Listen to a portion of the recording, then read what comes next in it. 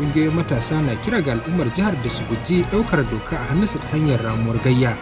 Wakilin da ke Kano ɗan Nasir Salisu Zango na ɗauke da ƙarin bayani.